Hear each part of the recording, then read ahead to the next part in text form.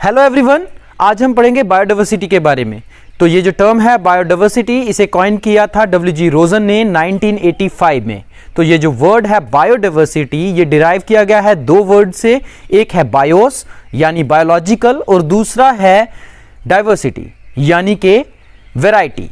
तो बायोडाइवर्सिटी का मतलब हुआ variety of living organism that live in a particular area. किसी भी एरिया में जो भी plants, animals, micro organisms, birds, जितने भी अलग अलग वैरायटी के लिविंग ऑर्गेनिजम्स पाए जाते हैं वो सब मिलकर बनाते हैं बायोडाइवर्सिटी। जितने भी लिविंग ऑर्गेनिज्म, चाहे वो टेरेस्ट्रियल हो, एक्वेटिक हो, आर्बोरियल हो या मेराइन और एनवायरनमेंट में रहने वाले ऑर्गेनिजम्स हों, और इवन के उन ऑर्गेनिजम्स में पाए जाने वाले जीन्स भी बायोडाइवर्सिटी को कंट्रीब्यूट करते हैं। यानी ये सब मिलकर बायोडाइवर्सिटी बनाते हैं। बायोडाइवर्सिटी को 3 लेवल्स में डिवाइड किया गया है। Number 1 genetic diversity, number 2 species diversity and number 3 ecosystem diversity. तो अब हम इन तीनों को एक एक करके डिस्कस करेंगे। अब बात करें हम जेनेटिक डाइवर्सिटी की, तो जीन्स जो हैं हर एक ऑर्गेनिज्म में प्रेजेंट होते हैं। ये जो जीन्स होते हैं ये एक जनरेशन से दूसरी जनरेशन में जो है पेरेंट्स से ऑफस्प्रिंग में जो जेनेटिक इंफॉर्मेशन है वो पहुंचाते हैं। जो करेक्टर्स हैं पेरेंट्स के वो यंग वंस में जीन्स के थ्रू पहुंचते हैं। और हम जैसा कि हम जानते हैं कि हमारी बॉडीज़ में या लिविंग ऑर्गेनिजम्स की बॉडी में एक वैरायटी ऑफ जीन्स प्रेजेंट है। तो जब हम इन जीन्स की वैरायटी की बात करते हैं तो हम बात करते हैं जेनेटिक डाइवर्सिटी की। और जब जेनेटिक डाइवर्सिटी की हम बात करते हैं तो हम बात करते हैं रेसिस की, फॉर्म्स की, वैरायटीज़ की, ब्रीड्स की। तो फॉर एग्जांपल हम एक डॉग की ब्रीड्स की बात करते हैं। डॉग की ब्रीड्स में काफ़ी सारी ब्रीड्स हैं, जैसे लेब्रा है, जर्मन शेफर्ड है, पग डॉग है और वैरायटी के वगैरह वगैरह जो डॉग्स हैं तो दरअसल ये डॉग्स ही, लेकिन due to the variety of genes ये जो अलग अलग रेसिस जो हैं वो डॉग्स में पाई जाती हैं। इसी तरह से हम एक और एग्जांपल लेते हैं, ये जो बटरफ्लाइज हैं, कितने अलग अलग कलर्स की, अलग अलग फॉर्म्स की, वैरायटीज़ की बटरफ्लाइज जो हैं वो पाई जाती हैं। ये सब ड्यू टू जेनेटिक डाइवर्सिटी ही है। तो ये सब, अब हम इंसान की बात करें तो हमारे में भी काफ़ी सारी अलग अलग रेसिस हैं, जैसे मंगोलियन रेस है, नेग्रिटो रेस है। तो ये सब जेनेटिक डाइवर्सिटी के ही पार्ट हैं। तो ये सब मिलकर बनाते हैं जेनेटिक डाइवर्सिटी। अब बात करते हैं स्पीशीज डाइवर्सिटी की। स्पीशीज डाइवर्सिटी में हम बात करते हैं किसी भी पर्टिकुलर एरिया में कितनी वैरायटी ऑफ स्पीशीज जो हैं वो प्रेजेंट हैं। और स्पीशीज डाइवर्सिटी में 2 कंसेप्ट्स आते हैं, एक है स्पीशीज रिचनेस और दूसरा है स्पीशीज अबंडेंस। तो स्पीशीज रिचनेस का मतलब है किसी भी एरिया में, किसी भी पर्टिकुलर एरिया में कितनी नंबर ऑफ स्पीशीज जो हैं प्रेजेंट हैं। स्पीशीज अबंडेंस का मतलब है number of individuals of a particular species in a community. यानी किसी भी पर्टिकुलर कम्युनिटी में किसी पर्टिकुलर स्पीशीज के कितने इंडिविजुअल्स, कितने नंबर ऑफ इंडिविजुअल्स जो हैं वो प्रेजेंट हैं। और स्पीशीज अबंडेंस के साथ एक और टर्म जुड़ी है, रिलेटिव अबंडेंस। और रिलेटिव अबंडेंस का मतलब है कि किसी भी पर्टिकुलर एरिया की बाकी स्पीशीज के मुकाबले कोई भी पर्टिकुलर स्पीशीज कितनी कॉमन है या कितनी रेयर है। हम जानते हैं काफ़ी सारी स्पीशीज़ जो हैं जेनेटिक मेकअप में सिमिलर भी होती हैं और कुछ स्पीशीज़ जेनेटिक मेकअप में डिफरेंट होती हैं। जो स्पीशीज़ जेनेटिक मेकअप में सिमिलर होती हैं वो इंटरब्रीड कर सकती हैं, और जो जेनेटिक मेकअप में जो स्पीशीज़ डिफरेंट होती हैं वो इंटरब्रीड नहीं कर सकती। स्पीशीज डाइवर्सिटी को हम 2 इंडाइसिस में मेजर करते हैं, एक है शैनन वीनर इंडेक्स और दूसरा है सिम्पसन इंडेक्स। अब नेक्स्ट आती है इकोसिस्टम डाइवर्सिटी। जैसे कि जब हम इकोसिस्टम की बात करते हैं तो यहाँ पर हम बात कर रहे हैं अलग अलग तरह के इकोसिस्टम की। हमारे अर्थ में आपको पता है कितने अलग अलग तरह के इकोसिस्टम है। डेजर्ट इकोसिस्टम है, फॉरेस्ट इकोसिस्टम है और एक्वेटिक इकोसिस्टम है।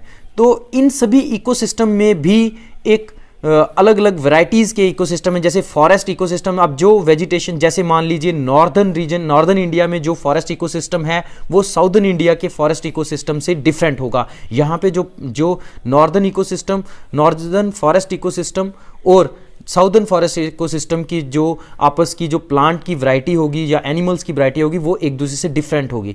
तो जब हम इकोसिस्टम की डाइवर्सिटी की, बायोडाइवर्सिटी की बात करते हैं तो हम उसे कहते हैं इकोसिस्टम बायोडाइवर्सिटी। अब बात करते हैं उन टर्म्स की जिन टर्म्स में बायोडाइवर्सिटी को मेजर किया जाता है। बायोडाइवर्सिटी को 3 टर्म्स में मेजर किया जाता है। एक है अल्फा डाइवर्सिटी, दूसरी बीटा डाइवर्सिटी और तीसरी है गामा डाइवर्सिटी। ये जो तीनों टर्म्स थी अल्फा, बीटा और गामा डाइवर्सिटी, ये डिस्क्राइब की थी विटाकर ने 1972 में। अब हम बात करते हैं अल्फा डाइवर्सिटी के बारे में। जब हम अल्फा डाइवर्सिटी के बारे में बात करते हैं तो हम बात करते हैं किसी पर्टिकुलर इकोसिस्टम में पाई जाने वाली डाइवर्सिटी के बारे में, और इसमें हम यूज करते हैं एक टर्म का जिसे हम कहते हैं स्पीशीज रिचनेस, और जिसका मतलब ही है total number of species present in a particular area, यानी किसी एक पर्टिकुलर एरिया में या इकोसिस्टम में पाए जाने वाली टोटल नंबर ऑफ स्पीशीज के बारे में। अब हम बात करते हैं बीटा डाइवर्सिटी की। तो आपको मैं बता दूं कि बीटा डाइवर्सिटी एक्चुअल में एक कंपैरिजन है। जब हम कभी किसी भी 2 इकोसिस्टम या 2 से ज्यादा इकोसिस्टम में पाए जाने वाली बायोडाइवर्सिटी को कंपेयर करते हैं तो तब हम बात करते हैं बीटा डाइवर्सिटी की। अब हम बात करते हैं गामा डाइवर्सिटी की। तो सबसे पहले मैं आपको बता दूं, जैसे कि हम सब जानते हैं कि एक बड़े लैंडस्केप को हम ले लें, किसी एक बड़े एरिया को ले लें, उसमें अलग अलग इकोसिस्टम पाए जाते हैं। जब हम किसी एक लार्ज लैंडस्केप को लेते हैं जिसमें काफी सारे इकोसिस्टम पाए जाते हैं और किसी लार्ज लैंडस्केप की ओवरऑल बायोडाइवर्सिटी की बात करते हैं तो तब हम बात करते हैं गामा डाइवर्सिटी की। अब हम बात करते हैं इंपॉर्टेंस ऑफ बायोडाइवर्सिटी की, यानी बायोडाइवर्सिटी हमारे लिए क्यों जरूरी है और क्या डिफरेंट सर्विसेज हैं जो हमें बायोडाइवर्सिटी प्रोवाइड करती है। तो बायोडाइवर्सिटी की इंपॉर्टेंस को या बायोडाइवर्सिटी की सर्विसेज को हमने 3 डिफरेंट टाइप्स में बांटा है। सबसे पहली टाइप है इकोलॉजिकल सर्विसेज, दूसरे नंबर आती है बायोलॉजिकल सर्विसेज और तीसरे नंबर आती है सोशल सर्विसेज। तो सबसे पहले हम बात करते हैं इकोलॉजिकल सर्विसेज की। तो इकोलॉजिकल सर्विसेज की हम जब बात करते हैं तो हमारी अर्थ पे जो डिफरेंट इकोसिस्टम है उनकी स्टेबिलिटी बनाए रखने में जो है बायोडाइवर्सिटी बहुत इंपॉर्टेंट है। सबसे पहले न्यूट्रिएंट रिसाइकलिंग की हम बात करें तो जिसमें बायोडाइवर्सिटी एक मेजर रोल प्ले करता है। एनर्जी रिसाइकलिंग की बात करें तो उसमें भी बायोडाइवर्सिटी एक इंपॉर्टेंट रोल प्ले करता है। वाटर रिसोर्सेज को प्रोटेक्ट करने में बायोडाइवर्सिटी बहुत इंपॉर्टेंट रोल करता है प्ले, और क्लाइमेट स्टेबिलिटी को बनाए रखने में वाटर जो बायोडाइवर्सिटी है काफी इंपॉर्टेंट है। पोल्यूटेंट्स ब्रेकडाउन को में जो है काफी इंपॉर्टेंट रोल है बायोडाइवर्सिटी का। उसके बाद जो हमारी जो डिफरेंट एटमॉस्फेरिक गैसेस हैं उनका जो बैलेंस बनाए रखने में भी जो मदद करता है वो बायोडाइवर्सिटी ही है। अब हम बात करते हैं बायोलॉजिकल इंपॉर्टेंस की, यानी जो बायोडाइवर्सिटी है उसकी क्या क्या बायोलॉजिकल इंपॉर्टेंसेस हैं।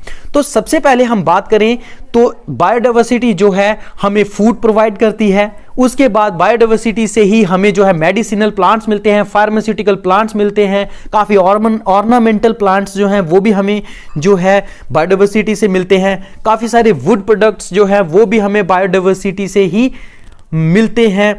जो ब्रीडिंग स्टॉक्स हैं वो भी हमें जो है बायोडाइवर्सिटी से ही मिलते हैं।